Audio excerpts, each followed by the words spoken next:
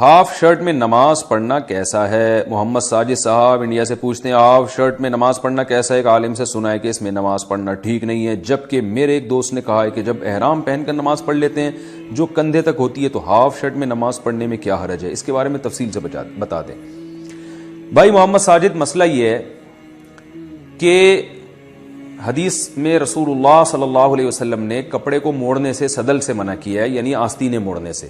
تو اگر کسی کا کرتے کی آستینے یہاں تک ہیں تو اس کو موڑ کے کونیوں کے اوپر تک لے آنا، اس طرح کر کے نماز پڑھنا مکروہ تحریمی ہے، اور اس کی وجہ یہ ہے کہ کپڑے کی جو اصل ہیئت تھی، جو ڈیزائن تھا، وہ آپ نے بگاڑ دیا نماز میں۔ یہی وجہ ہے کہ اس طرح کا کپڑا پہن کے آپ عام محفل میں نہیں جا سکتے۔ اب آپ نے کرتا پہنا ہوا ہے، پوری آستینیں یہاں تک چڑھائی ہوئی، آپ کسی محفل میں جاؤ گے، لوگ بولیں گے بھائی خیریت کیا ہو گیا، کسی لڑکے آ رہے ہو؟ تو جس لباس میں آپ عام پبلک کے سامنے نہیں جا سکتے، اسی لباس میں اللہ کے سامنے بھی نہیں کھڑا ہونا چاہیے۔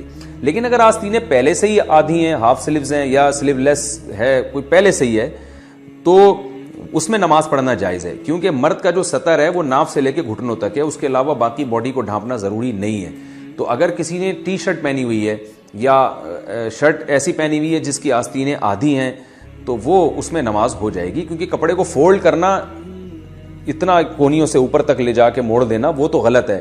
لیکن پہلے سے ہی، یعنی وہ اس لیے غلط ہے کہ وہ اس میں آدمی عجیب سا لگتا ہے، لیکن اگر پہلے سے ہی آستینیں آدھی ہوں یا آدھی سے کم ہوں تو وہ عجیب سا نہیں لگتا، وہ تو ایک فیشن کا حصہ ہے، یعنی لباس کا حصہ ہے۔